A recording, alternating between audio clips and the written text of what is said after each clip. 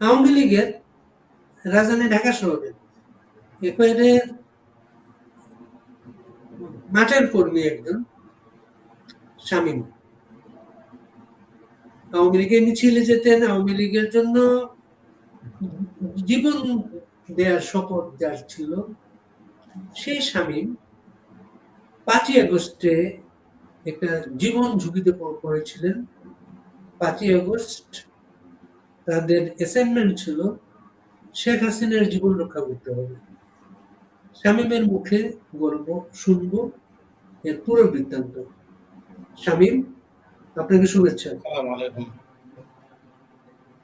শামীম, আপনি বলেন তো 5 তারিখে 4 তারিখের ওই সময়গুলা আপনাদের সংগ্রামটা একটু আমাদেরকে বলেন তো।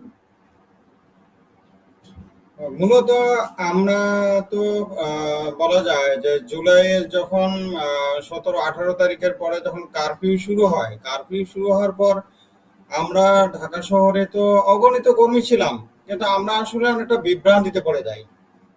যে আমাদের মানে আমরা আশা করেছিলাম কর্মীরা যে আমরা নেতৃত্ব থেকে কোনো সুস্পষ্ট নির্দেশনা পাবো, যেটা আমরা 6-7 সালেও আমরা করেছিলাম। তো এরকম কোনো নির্দেশনা আমরা পাইনি। তারপর আমরা পেলাম একটা কি 4 তারিখে শেষ পর্যন্ত আমাদের স্থানীয় নেতারা বললেন যে আপনারা সবাই 10 নম্বরে আসেন, আমরা 10 নম্বরে এই নৈরাজ্যের বিরুদ্ধে একটা প্রতিবাদ সভা করবো এবং আমরা ওখানে অবস্থান নেব। 10 নম্বর মানে মিরপুর 10 নম্বর? মিরপুর 10 নম্বর গোলচক্কর, মেট্রো স্টেশনের ঠিক চারপাশে ওই নিচে। কোন নেতারা বললেন এটা? হ্যাঁ, তারপর ওখানে যাওয়ার পর আমরা ওখানে যখন সমাবেশে আছি, দুপুর 12টার পর থেকে তো মোটামুটি ওখানে লোকে লোকারণ্য হয়ে যায়, অনেকে আসে, আমরাও আসি। আসার পর মোটামুটি প্রতিবাদ সমাবেশ সফল হয় বলা যায়।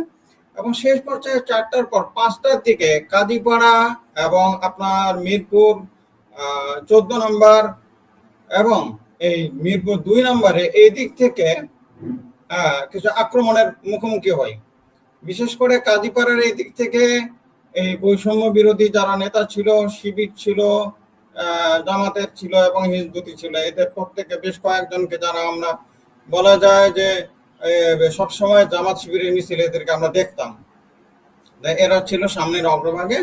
এবং এরপরে আল হিলালের ঠিক আল হিলাল হাসপাতালটা আছে 10 নম্বরে যাওয়ার আগে কাজীপাড়ার থেকে, আল হিলাল হাসপাতাল পেরিয়ে ঠিক এই জায়গায় এখানে 4টা ঠিক 50, হ্যাঁ 4টা 50 হবে, না সরি 4টা 30 হবে, তখন 4টা 30 কি 32 এই সময় আমরা বেশ কয়েকটা গুলির শব্দ শুনতে পাই, যেটা রাইফেলের গুলি এবং মানে বেশ জোরালো শব্দ।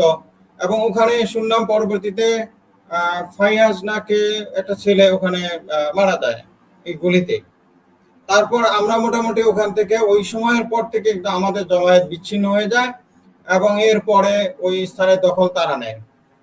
এবং আমাদের এর আগে আমরা মোটামুটি ওখানে 20-22 জনের একটা কর্মী আমরা নিজেরা ঠিক করেছিলাম যে আমরা 5 তারিখ ভোরে গণভবনে যাব আমাদের নেত্রীর নিরাপত্তার প্রয়োজনে। এবং আমি মোহাম্মদপুরের পাভেল নামে একজন আছে, ও মোহাম্মদপুর এলাকার কর্মী, এবং পাভেলের সাথে যোগাযোগ করি এবং পাভেল বলে যে তারাও আসবে। কিন্তু আমরা এদিকে ভোরে ফজরের নামাজের পরেই কিন্তু আমি রওনা দেই। আমরা চেয়েছি যাতে সেনা চেকপোস্ট বা এই ধরনের প্রতিপক্ষের কারো কোনো চেকপোস্টের মধ্যে যদি পড়ে যায় তাহলে যেন ধরা পড়তে না হয়, এই জন্য আমরা বিক্ষিপ্ত হয়ে 1-2 জন করে এইভাবে আগাতে থাকি। তো আমি 1 নম্বর থেকে মিরপুর 10 নম্বর থেকে যখন রওনা দিই, রওনা দেওয়ার 1 নম্বর পার হওয়ার পরও আমাদের কোনো মানে সমস্যার মুখোমুখি হতে হয়নি।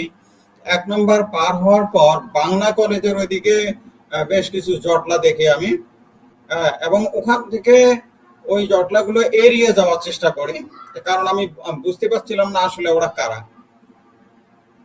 তারপর ওখান থেকে টেকনিক্যাল পার হওয়ার পর 2 সেনা সদস্যদের টহল গাড়ি দেখতে পাই, সেনা সদস্যদের টহল গাড়ি।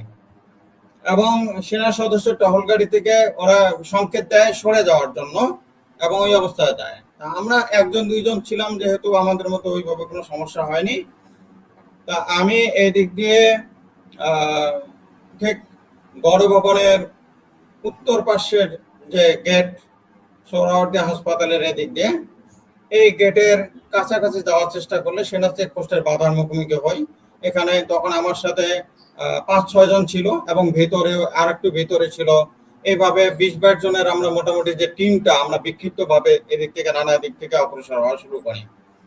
তারপর ওখানে যাওয়ার পর আমরা অবস্থান নেই, হালকা কলা রুটি এবং পানি ওখানে খেয়ে নাস্তা করি আর কি। ওখানে নাস্তা করার পর আমার মনে পড়ে ঠিক ১১টা মানে ২০-২৫ বা ৩০ হবে আর কি, এরকম সময়।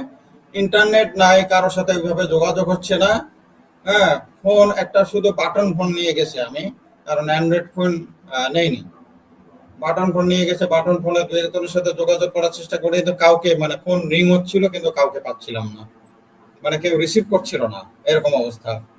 আমাদের ২০-২২ জনের সেই দলটা ওখানে যাওয়ার পর এই ঠিক 11:30টার দিকে মিরপুর ১ গাবতলী টেকনিক্যালের এই দিক থেকে বেশ বড়সড় একটা মিছিল চলে আসে বৈষম্য বিরোধীর নামে। ওদের ব্যানার নিয়ে ওরা আসে এবং ওরা খুবই ডেসপারেট ছিল, যেটা আমি দেখেছি, যে ওদেরকে কেউ ঠেকাতে পারছিল না, ওরা আসছিল এইভাবে। তো আমরা এই ২০ জন মোটামুটি আমাদের সিদ্ধান্ত ছিল যে আমরা যে কোনো উপায়ে আমরা নেত্রীকে বাঁচানোর জন্য আমরা জীবন বাজি রাখবো, কিন্তু আমরা কোনোভাবে মানে আগাতে পারছিলাম না।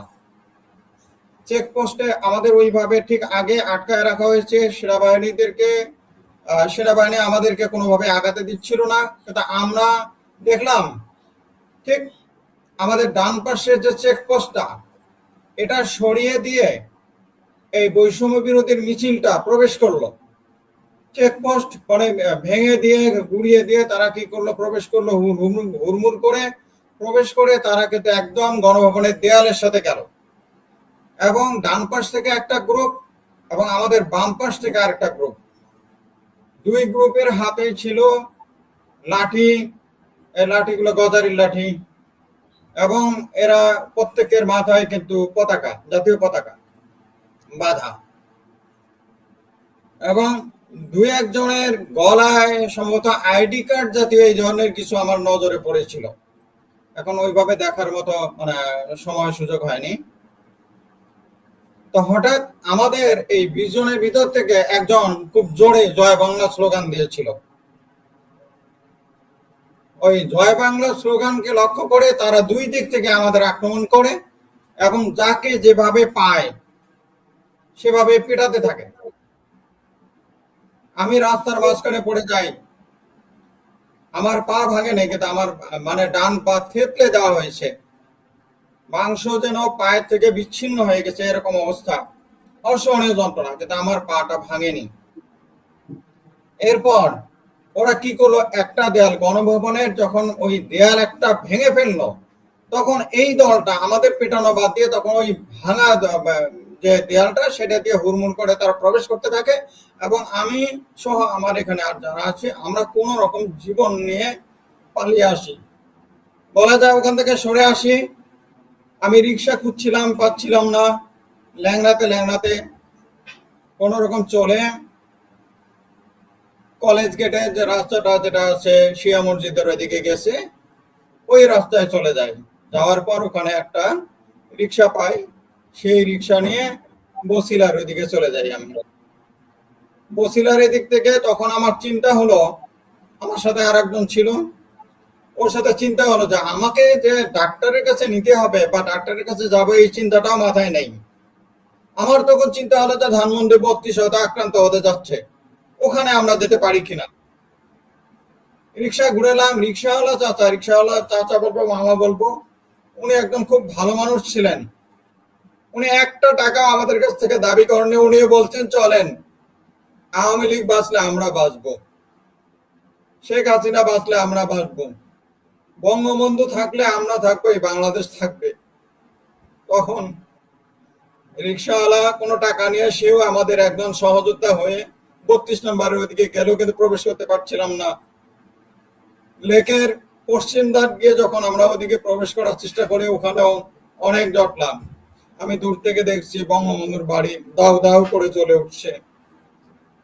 আমরা এপাশে লেকের ধারে আমরা যারা ছিলাম সবাই শুধু দেখছে, কিছুই করার ছিল না আমাদের। আমাদের এই ব্যর্থতা সারা জীবন পোড়াবে। তারপর আমি সেখান থেকে চলে আসি আমার গ্রামে। যখন আসি রাত হয়ে যায়, কিন্তু আমার গ্রামেও তারা খবর পেয়ে যায় যে এখানে একজন আছে আওয়ামী লীগের, জামাত শিবির। তারা ওখানে আক্রমণ করার চেষ্টা করে। আমি সেখান থেকে পালিয়ে আবার ঢাকায় আসি। ঢাকায় একটা মেসে একজনের সাথে থাকি, এবং সেখানে দীর্ঘদিন থাকার পর কোনো জব নেই, চাকরি নেই, আমার আয় নেই, রোজগার নেই, আমার পরিবারের খাবারের ব্যবস্থা নেই। আমি অসহায় হয়ে, শুভ কামাল ভাই ছিলেন আমেরিকা, শুভ কামাল ভাইয়ের কাছে আমার অবস্থা বর্ণনা করি। তারপর আমেরিকার ভূমিহীন জমিদার ভাই, ওনার সাথে যোগাযোগ করি। তো ভূমিহীন জমিদার ভাই আমার অবস্থা দেখে উনি নিউ ইয়র্ক সোসাইটির যে একজন সভাপতি ছিলেন, নামটা এখন মনে পড়ছে না, উনি আমাকে $200 পাঠিয়ে দেন, আর শুভ কামাল ভাই $100 দেন। এটা দিয়ে আমি আমার পায়ের চিকিৎসা করি। 3 মাস চিকিৎসা এবং থেরাপি নিয়ে মোটামুটি আমার পাটা এখন একটা অবস্থা আছে, পা সুস্থ হয়েছে। আমি এখন আলহামদুলিল্লাহ সুস্থ হয়েছি। তবে এখনো আমরা যারা আছি ঢাকায়, অসংখ্য নেতাকর্মী আছে, আমরা একটা সুস্পষ্ট নির্দেশনা চাই যে আমাদের যদিও বলা হয়েছে প্রস্তুত থাকতে, হ্যাঁ আমরা প্রস্তুতি আছে, আমরা ফিরবো, আওয়ামী লীগ ফিরবে, নেত্রী ফিরবেন, এই বাংলাদেশ আবারও সেই শকুনদের হাত থেকে রক্ষা পাবে। আমি আশা করি আমাদের বাংলাদেশ আমরাই আবার গড়ে তুলব ইনশাল্লাহ। জয় বাংলা, জয় বঙ্গবন্ধু।